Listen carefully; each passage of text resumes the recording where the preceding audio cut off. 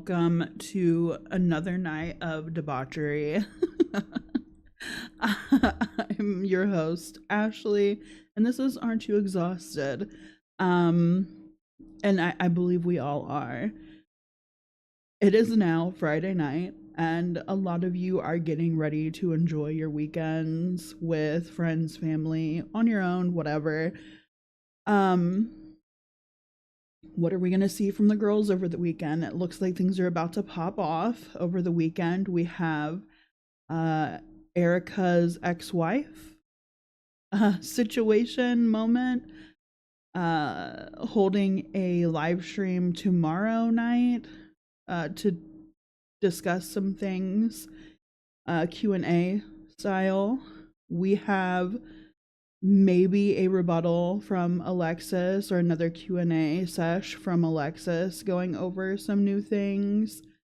Who knows if Miss Amberlynn is going to join us for another live stream. For at the moment, that seems her preferred avenue of reaching out to her community at the moment. Mostly because it makes a quick buck, and the controversy surrounding it, I'm sure, does wonders for her channel. But in other news, I wanted to discuss some other people that I cover tonight, and that would be Miss Beth Osborn. I'm sure we are all familiar with, well, for those of you who want to be familiar with Miss Beth Osborn and her husband, Devin Dixon. Quite a bit has happened since the last time I spoke about them on this channel or covered them through live stream. Reached my fucking limit of how many people stabbing me in the fucking spine I can take. I've had my limit. Manage your diabetes with more confidence and lower your A1C. The #1 CGM prescribed in the US. Try for free at LiamGameLordsOnline.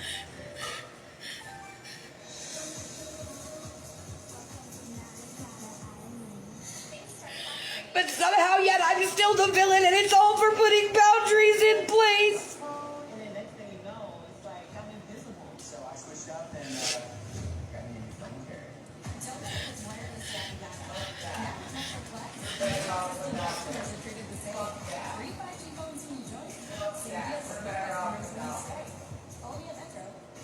They the ones stirring up drama in every fucking live I have in the boxes. But then they want to block me and tell me they're done with the drama. Well, guess what?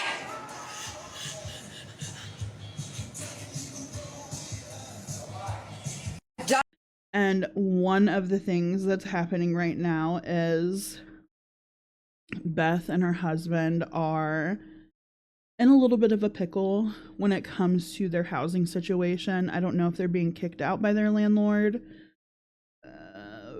What the situation with the landlord is kind of up in the air, but they said that they have like a week to get out of the situation that they're in now. And upon investigating, as one does, it's been shown and known that Beth has an upcoming court case on the situation with the amount of dogs that she has at her one residence. Apparently in Arkansas, they have a limit on the amount of animals that you may own in any one residence if you do not have a license to own more. Usually that needs to be like a kennel license or a breeder's license, but she has neither, and she has a few unaltered, unvaccinated dogs in her care, and that has become an issue for the county that she lives in. And I really think that's going to be an issue anywhere she goes, but Beth seems to think that leaving the situation is going to help the situation. Yo, I need this. I need you to be able to just, go take care of my family and go.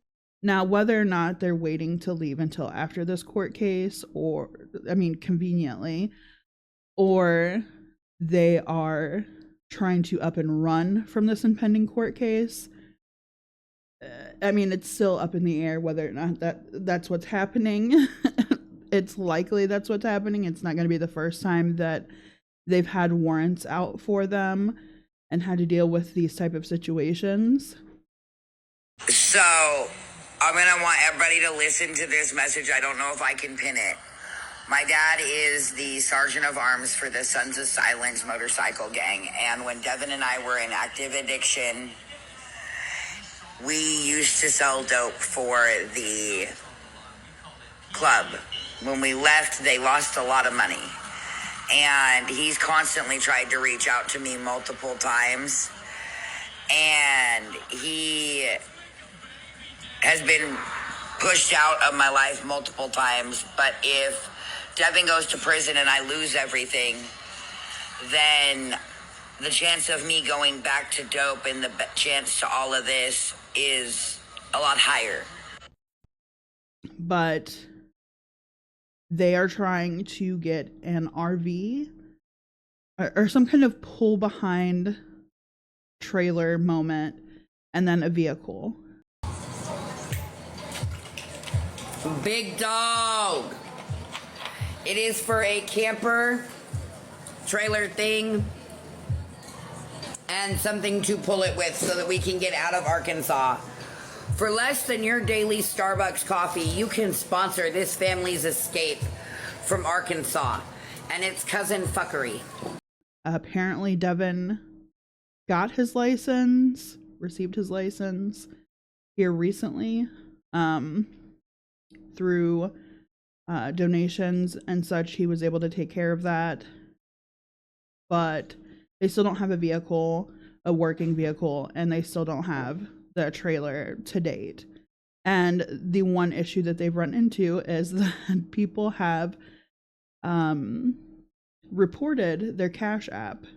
2178 because I've got to re-raise every fucking thing. Oh, so oops. Oh. And I'm freaking the fuck out because I've got them holding this camper and this vehicle till Saturday. And I don't think I'm gonna get it back in time. And these are really good deals. Like, I wish I could show you guys so you would understand why I'm so insistent to get these two.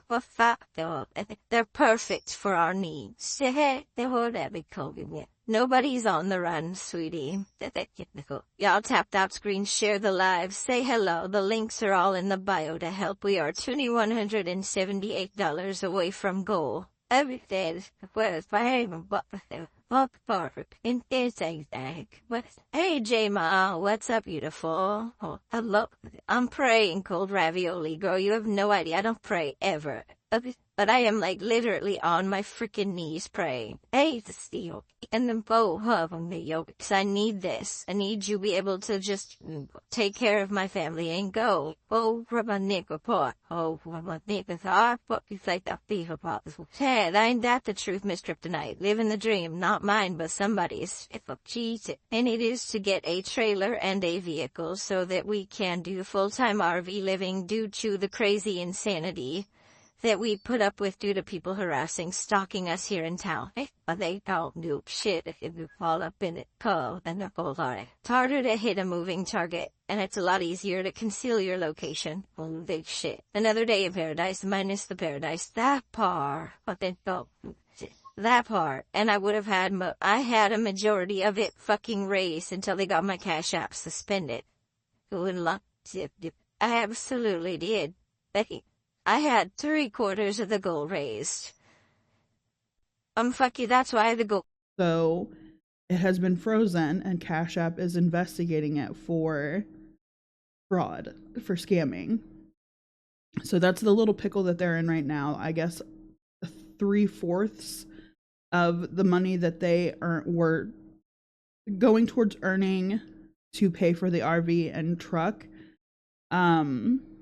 is held up in their Cash App, and they're unable to pull that money or use that money at the moment. So they've went back to square one on their asking of money and are re-asking people that had already previously donated to help them out of this little situation.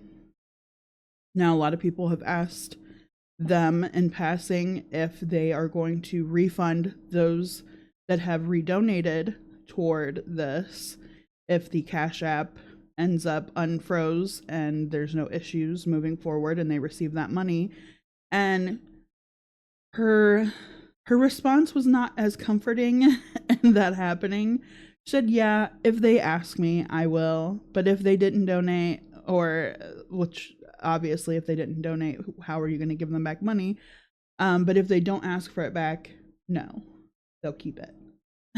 And that's their business, apparently. I guess Devin here recently has been very hot-headed with Beth, and they've been getting into more arguments concerning just everything happening. They've had multiple calls against them this week for, threatening to put Devin in a dog kennel and lock him in there. There was a wellness check done, and apparently Beth got heated with one of the officers, and it was a whole thing. Beth had a little bit of a breakdown moment over this, saying she was at her limit. And from here, she is just hell-bent on trying to reestablish donations with getting that RV and that truck. So I think she has a couple hundred at this point towards the new goal, which is like $2,000, a little over $2,000, the new goal in place. And they have until the weekend to get that in order, because that's as long as the guy who apparently owns the vehicle and the RV is holding it for. So will they do it? I mean, I've seen stranger things. I've seen Beth be able to collect so much money and it be spent within days. So who knows? More than likely, she'll get the money, or at least close to it, and we will get another excuse as to why they are not moving and things have kind of stayed stagnant. This isn't the first time she's tried collecting this money, and I doubt it will be the last. And apparently people donated to her, I think, days before the asking of the new donation amount, and it was supposedly for the dogs and their groceries. And I don't know, at the rate that they spend money, it's becoming an issue on what it's being spent on, and is it being spent on things that are aiding into their sobriety issues. I'll leave it at that. A lot of people have a hard time believing their sobriety timeline and whether or not they are still sober in this situation. But nothing more has came out about that, so we'll just err on the side of caution that they are, in fact, loosely sober, because I know she still partakes in other extracurriculars, which, forgive me if I'm wrong, but shouldn't an addict cut out all addictive behavior to prevent a lead up into something slipping up and reverting back to old habits?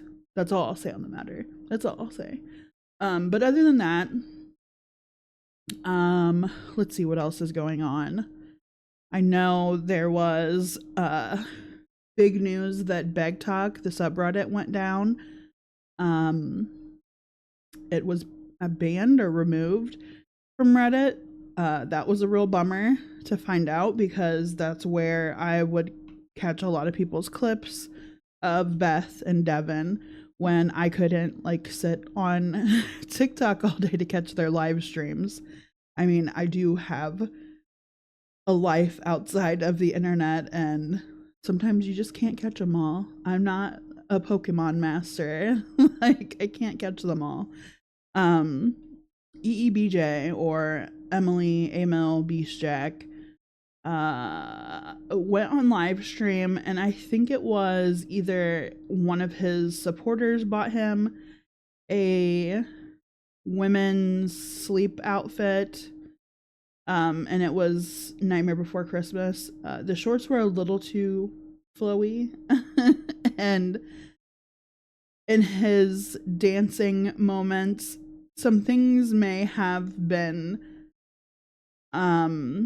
moving a little too much.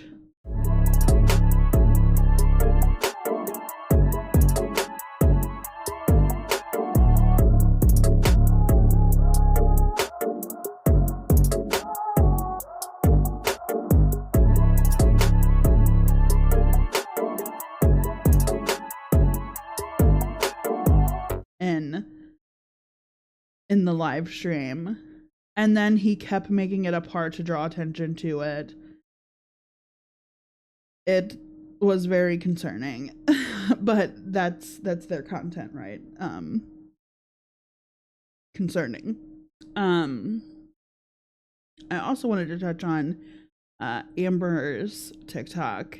I don't really reference it too much because for the most part it's just thirst trap videos for whoever will watch. Not really any substance when it comes to that content, but her latest video was kind of a call out to Alexis, pretty much saying, if you're gonna lie on me, better be ready for me to, you know, tell the truth on you.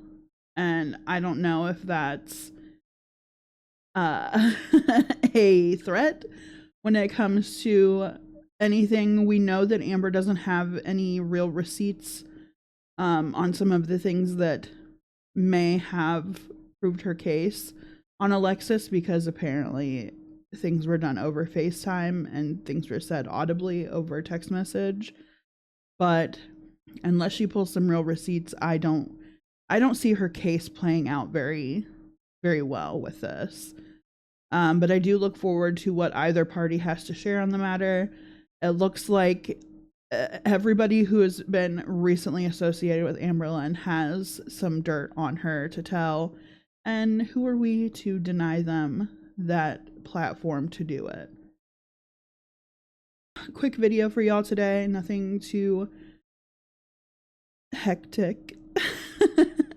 But I will see you guys Monday for the live stream. Monday night, 7 p.m. Eastern Standard Time, and come in and have a chat. Have a chat with us. Nothing's ever really planned, and we end up covering a broad spectrum of things. It's just a fun time. So, thanks for watching, and have a good night. Bye! I know y'all thought I was going to leave you with that ending, but I am here to cause your sleep paralysis demon to have nightmares, and I'm going to leave you with this.